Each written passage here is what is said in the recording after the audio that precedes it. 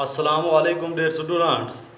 आज हम 28/7/2020 को क्लास 6 सब्जेक्ट है हमारा जनरल इंग्लिश। तो टॉपिक है हमारा the story of the hills. तो सब टॉपिक है हमारा पैराग्राफ रीडिंग। तो पेज नंबर है 128। तो सभी स्टूडेंट्स अपनी बुक की पेज नंबर 128 निकालेंगे। आज हम पढ़ेंगे कहानी, एक हिल चोटी पहाड़ी के बारे में, उसकी कहानी पढ़ेंगे आज हम। तो लेट्स स्टार्ट। चलो अब हम शुरू करते हैं यहाँ से। The story of the hills. Read and enjoy. पढ़ो और एन्जॉय करो, मज़े लो। आई heard so much about Basantgarh and its environs and the denizens of that area that I decided to go and spend my summer vacation there.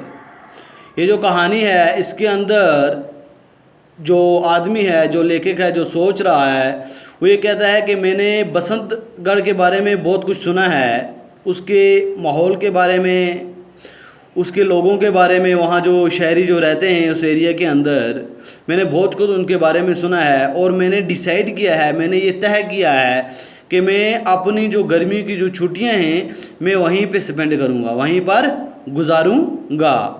जब आई रीचेड में पहुँचा बसंतगढ़ में, I felt as if I had been dropped in a bucket of cold water after having been picked out of a cauldron of boiling oil.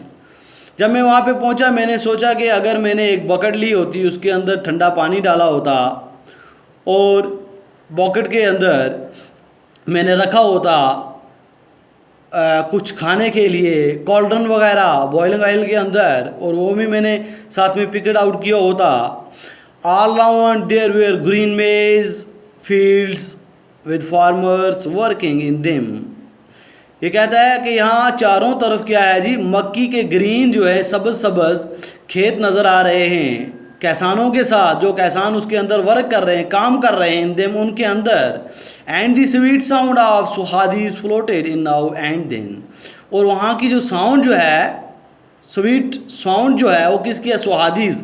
जो लोग वहाँ पर काम करते हैं खेतों के अंदर, उनके जो गाने की आवाज़ जो आ रही है, carried by the blowing breeze, वो किसके अंदर सुनाई दे रही है? जो वहाँ पे ब्रीज जो है, जो हवा का जो झोंका है, जो ब्लो हो रही है, जो उसके साथ वो आवाज़ आ रही है। देवदार and Potter trees on the high hill range swayed in the breeze like young boys dancing merrily. ये कह रहा है कि देवदार और पार्सल के जो दरख्त हैं वो ऊंची रेंज के ऊपर सवेड हो रहे हैं, सवेड हो रहा है, जो उसकी जो तह है वो हिल रहे हैं। इन दी ब्रीज, हवा के अंदर, लाइक यंग बॉय डांसिंग मेली, जैसे कि कोई नौजवान लड़का क्या कर रहा है? झूम रहा है, हैं? झूमना, मेयरली झूम रहा है, ऐसे मत हिल रहे हैं। नज़ारा जो है वहाँ का बहुत खूबसूरत है। द नेक्स्ट डे, अगले दिन, news spread all around that a man from the city had come. ये कहता है कि अगले दिन पूरे ही सिटी के अंदर ये न्यूज़ फैल गई कि कोई आदमी जो है वो शहर से यहाँ पर आया हुआ है।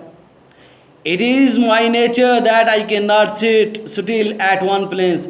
वो कह रहा है कि मेरा ही नेचर ऐसा है कि मैं एक जगह पर नहीं रुका। I came out of the forest rest house to look for a suitable spot where I could sit and watch the spectacle of the mountains and if I got into the mood to write something.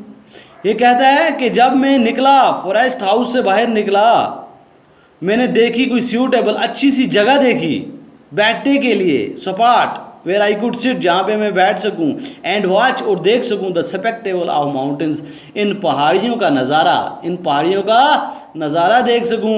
And if I got into the mood, अगर मुझे mood बन गया, अगर मेरा दिल किया, to right something, मैं लिखूँगा भी इनके मतलब, मैं कुछ लिखूँगा भी इनके मतलब।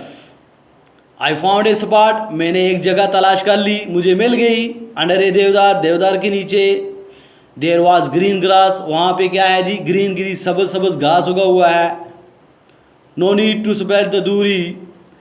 एंड जब उसको जगह मिल गई ग्रीन ग्रास के ऊपर, एंड फ्रॉम देयर, और यहाँ से one could have a lovely view of the river उज, जहाँ पर उसको जगह मिल गई बैठने की, वहाँ से बहुत खूबसूरत मंजर नज़र आ रहा था उसको। किसका जी?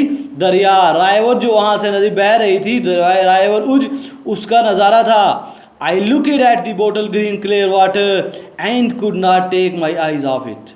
मैंने जब देखा, बिल्कुल सबज क्लियर साफ पानी नज़र आ रहा था और इतना अच्छा लग रहा था कि मुझे अपने आंखें वहाँ से हटाने की ज़रूरत ना पड़ी। मेरी नज़र ही वहाँ से टेक ऑफ नहीं हुई, ऑफ इट नहीं हुई, वहाँ से हटी नहीं। A little further down, the water of the river stuck against a rock. It looked like someone foaming at the mouth in the frenzy of rage.